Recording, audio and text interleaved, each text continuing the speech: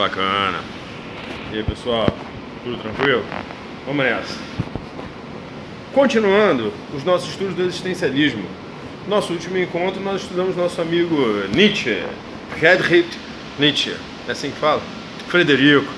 O que acontece? O nosso amigo Nietzsche, a gente estudou e antes tinha estudado Schopenhauer e antes tínhamos estudado o nosso amigo Kierkegaard, Salto de Fé, Leap of Faith. Caraca, muito maneiro isso. Veja bem, o nosso amigo Sartre é um cara bem interessante, porque ele acabou sendo cabeça, sendo parte de um movimento que é muito conhecido hoje em dia, que é uma busca por viver uma vida que seja de acordo com as suas ideias. Por que eu estou falando isso? Porque é muito comum, principalmente antigamente, tem muita gente assim hoje ainda, claro, mas é muito comum as pessoas viverem naquele modelo antigo do faço o que eu digo, não faço o que eu faço. O que eu quero dizer com isso?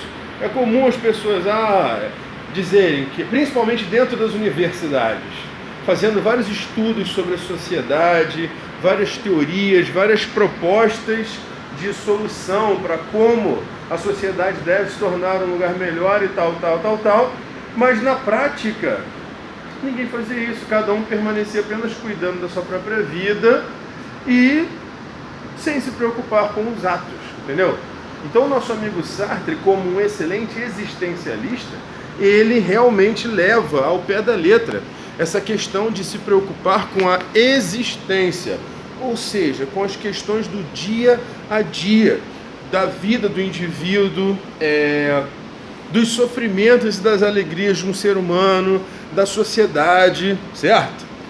É interessante que a filosofia existencialista acaba sendo bastante abrangente, né? Mas basicamente são questões sociais, cara. Mas enfim, vamos ver. Primeiro, o nosso amigo Sartre, ele é um intelectual engajado, sacou? Isto é, ele é um cara que é intelectual, é um cara culturalmente da parte alta cultural, ele é um cara da parte alta cultural da sociedade, mas mesmo assim ele é envolvido nas questões sociais. O que eu quero dizer com questões sociais? Ele se envolve com os problemas, mesmo que esses problemas não atinjam a vida dele diretamente. Entendeu o lance? A ideia do engajado é basicamente isso. O cara vai lá e luta por problemas, por situações que de repente nem mesmo o atingem. É bacana isso, né, cara? É interessante. Tem que tomar muito cuidado hoje em dia com o conceito de lugar de fala, que é um conceito que, pelo menos para mim, é muito recente, que ele pode acabar interpretando mal essa ideia do intelectual engajado. Mas enfim, isso é um assunto para discussão sociológica. Vamos nessa. Ações ligadas às ideias. Isto é necessário para um existencialista, segundo Sartre, que a vida do cara, as atitudes que ele toma em relação ao seu dia a dia, ao seu cotidiano, às pessoas à sua volta, é importante que essas ações sejam ligadas às ideias dele. É aquilo que eu estava falando antes, né? Esse movimento que o Sartre fez. É muito comum você ver um cara falando sobre os males da pobreza e de como que a sociedade sofre por isso, das injustiças sociais, mas na vida dele, de fato, ele não faz nada que vá de encontro a isso. Ele segue com, como é que fala? O baile. Bacana. A existência precede a essência. Essa frase é clássica do existencialismo, né? E é do Sartre. Antes do ser humano, antes de fazer uma ontologia do ser humano, o que é ontologia? É o estudo do ser, é uma busca pela essência, entendeu? Antes de fazer uma busca pela essência do ser humano, por que estamos aqui, do que somos compostos, o que compõe, como nós apreendemos o conhecimento, antes disso tudo, a gente tem que ver a existência. Essa frase é boa, hein? Antes do ser pensante, tem o ser que existe, que vive, que respira, que convive com os outros. Você não precisa ser um ser pensante, um intelectual, uma pessoa que busca compreender as coisas para você estar inserido no mundo, beleza? Estar inserido no mundo é mais importante para o pensamento do Sartre do que essa busca por uma ontologia. Caraca, essa frase é muito boa. O ser humano, calma aí, é responsável por criar seu mundo. Eu sou responsável por criar o meu mundo e por dar sentido a esse mundo. Essa é uma parada muito legal, cara. Vou te dar um exemplo. Vai a filosofia prática com o JL. Cara, veja bem. Entrei para uma universidade que eu não percebo se eu tenho muita conexão com ela. Mas entrei obrigado. Meu responsável falou, vai e ponto final. Isso quase aconteceu comigo, então eu conto isso no próximo vídeo. Pronto, virou daily vlog. O que a maioria das pessoas vai fazer? Cara, vai reclamar, vai tentar mudar, vai tentar convencer o responsável, mas vamos supor que seu responsável esteja irredutível. Ou você faz essa universidade, esse curso que ele te mandou fazer, ou você é expulso de casa, por exemplo. Cara, irmão, é complicado. O que você tem que fazer então? Você vai conferir um sentido àquilo que você está fazendo.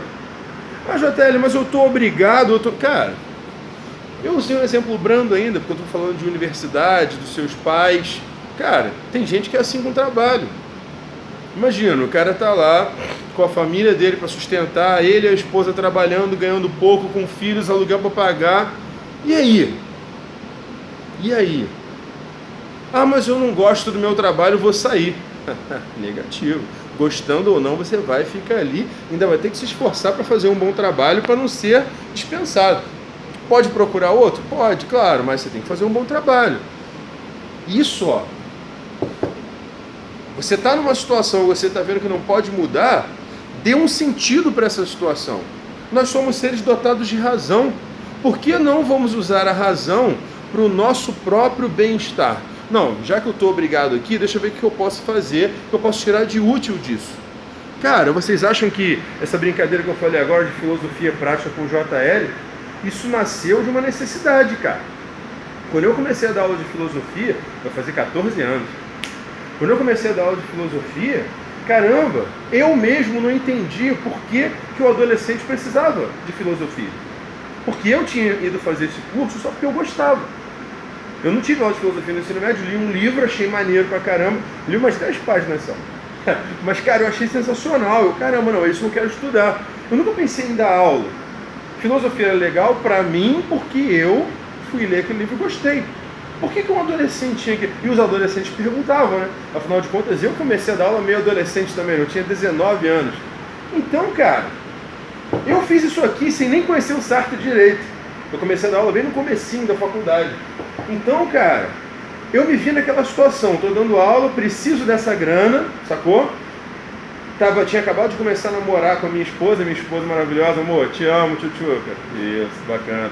Eu precisava da grana.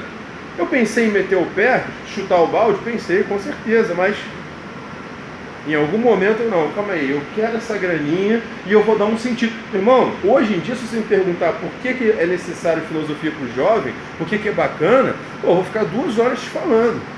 Naquela época não, então eu tive que construir.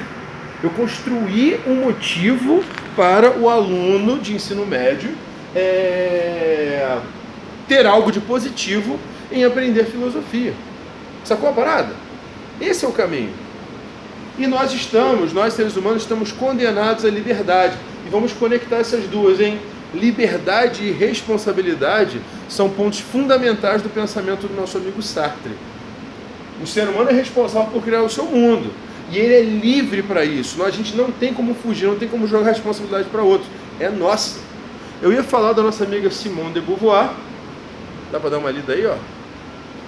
Mas aí o tempo acabou, vai acabar o meu espaço aqui no telefone. Na próxima a gente continua. Bacana.